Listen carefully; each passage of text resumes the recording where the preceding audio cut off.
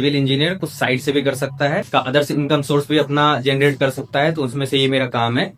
Architect से उन्हें मिलवा देते हैं, आर्किटेक्ट प्रॉपर इंटीरियर डिजाइन करके देता है। आज तो मुझे लगा था मैं फंस जाऊंगा, लेकिन इनका इमरजेंसी सिस्टम बढ़िया है। तुमको मैं मेरे को तो दोस्तों आज हम लोग जा रहे हैं एक फ्लैट का इंस्पेक्शन करने। ये फ्लैट रेडी है या नहीं है, उसमें कुछ काम बच रहा था, कस्टमर ने कुछ पॉइंट दिए थे, उसमें हमें क्लोज करवाना था। देखते हैं क्लोज हुआ है या नहीं। ये जो आप बिल्डिंग देख रहे हैं जिसमें मैं खड़ा हूँ, उसी के 4th फ्लोर पे हमें जाना है। वही फ्लैट है जिसे हैंड ओवर करना है। चलो चलते हैं। और दोस्तों देखो, अभी मैं यहाँ पे आ ही रहा था कि ये सारी बिजली भी चल गई है और लिफ्ट यहीं पे हमारा रुका हुआ है। और मैं अभी फिलहाल तो एक फ्लोर पे आके किसी तरीके से इमरजेंसी सिस्टम ने मुझे एक फ्लोर पे पहुंचा दिया है। आज तो मुझे लगा था मैं फंस जाऊंगा, लेकिन इनका इमरजेंसी सिस्टम बढ़िया है।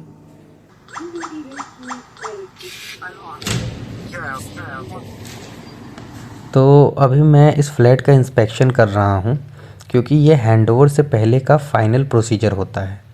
इसमें बेसिकली पेंट की फिनिश, वार्डरोब्स की अलाइनमेंट, इलेक्ट्रिकल और प्लम्बिंग फिटिंग्स, मटेरियल की क्वालिटी, हर छोटी बड़ी चीज़ चेक होती है। सिंपल सा फंडा है गुरु, कोई शॉर्टकट नहीं। हर सरफेस, हर कॉर्नर, हर फिनिश क्वालिटी स्टैंडर्ड्स पे खरी होनी चाहिए। जब तक सब कुछ अप टू मार्क ना हो तब तक हैंडओवर नहीं होता, क्योंकि आज का प्रॉपर हैंडओवर कल की मेंटेनेंस की टेंशन कम करता है। और दोस्तों बात यहीं ख़त्म नहीं होती। आप कितनी भी अच्छी क्वालिटी दे दो, सारा चीज़ दे दो, जब तक आपका क्लीनिंग प्रॉपर नहीं है तब तक कोई भी फ्लैट प्रेजेंटेबल नहीं लगता। तो इस वजह से हम करवाते हैं डीप क्लीन, जो कि यहाँ पर आप देख सकते हो कि हमारी मैन पावर जो है वहाँ पे डीप क्लीन कर रही है। बताओ कब तक सफाई हो जाएगा इसका?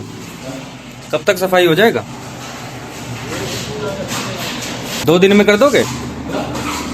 2 दिन में पूरा कर दोगे? क्या कह रहे हो? ये फ्लोर की, हाँ सारा डीप क्लीन करना है। अरे 3 दिन में हो जाएगा।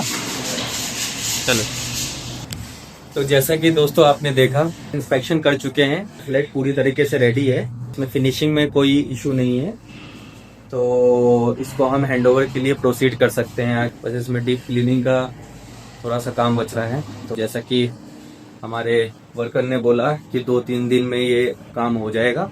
2-3 दिन के बाद कस्टमर को इन्फॉर्म करेंगे कि आप हैंडओवर ले सकते हो। एक्चुअली ये फ्लैट काफ़ी ज़्यादा पुराना हो गया, कस्टमर को सेल पे देना था, इस वजह से वो कस्टमर हैंडओवर ले नहीं रहा था, जिसकी वजह से हमें इतनी लेट हो गई। ऑलमोस्ट इसको 8-9 महीने 10 महीने हो गए इस फ्लैट को तैयार किए हुए। लेकिन वही है कि जब तक फ्लैट रहेगा थोड़ी ना थोड़ी कुछ टचअप का पॉइंट आ जाता है, कुछ क्रैक्स डेवलप हो जाते हैं नए हाउस में, तो उसी को दोबारा हमने ठीक करवाया है और अब डीप क्लीन करवा के कस्टमर को ये दें।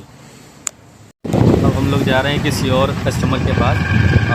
कस्टमर को हैंडओवर नहीं करना है, वो हैंडओवर हो चुका है, लेकिन आफ्टर हैंडओवर हमारा 1 साल का पीरियड होता है, लाइबिलिटी पीरियड, जिसमें अगर कुछ डिफेक्ट आता है तो हम उसे कवर करके देते हैं। तो वही कस्टमर की कंप्लेन थी, तो हम अब उसे अटेंड करने जा रहे हैं।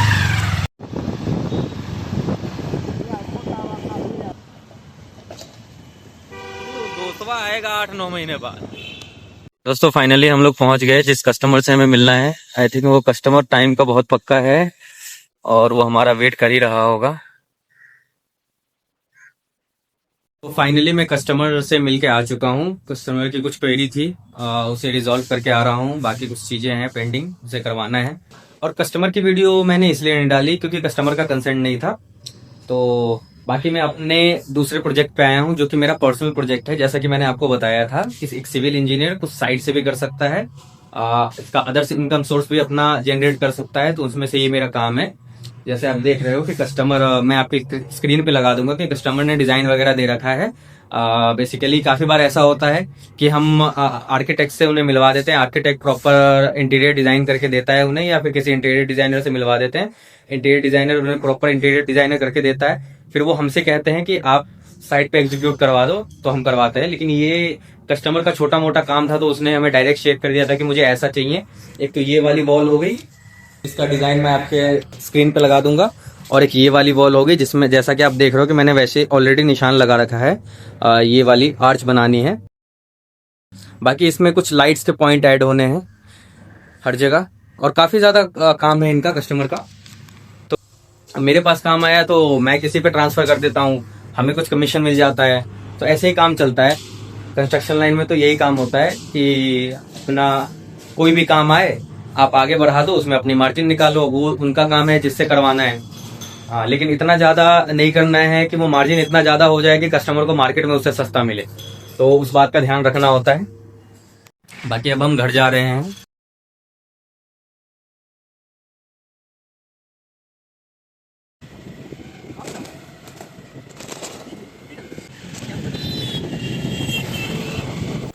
दोस्तों ये मैं अपनी गली में घुस गया हूँ और ये एक हफ़्ते पहले ही खुदी थी क्योंकि रोड कंस्ट्रक्शन का काम चलना था, और अब पता नहीं ये दोबारा कब बनेगी।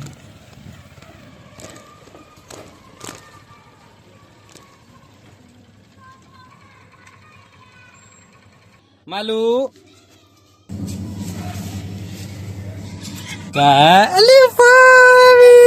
जी, वाओ, आजा वादा वादा वादा।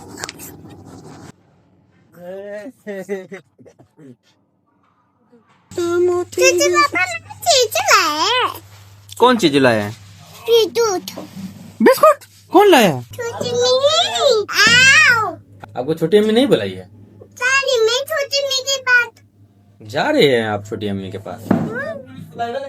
छोटी अम्मी को फोन करें, क्या बोलेंगे? हमारे बाप रे, हमारा शिकायत करेगी छोटी अम्मी को?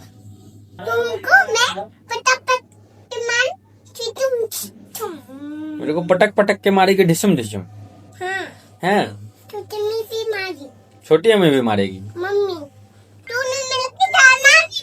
अरे बाप रे बाप। दोनों मिलके कैसे मारेंगे? कैसे मारेंगे? ऐसे?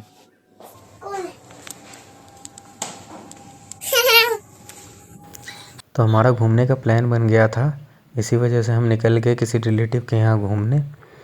तो इस ब्लॉग को यहीं पे एंड करते हैं। और दोस्तों अगर आपको मेरी वीडियो पसंद आती है तो इसे लाइक सब्सक्राइब ज़रूर करें ताकि हमें मोटिवेशन मिले। और मिलते हैं किसी और व्लॉग में किसी और दिन। तब तक के लिए subscribe side wide for more such videos.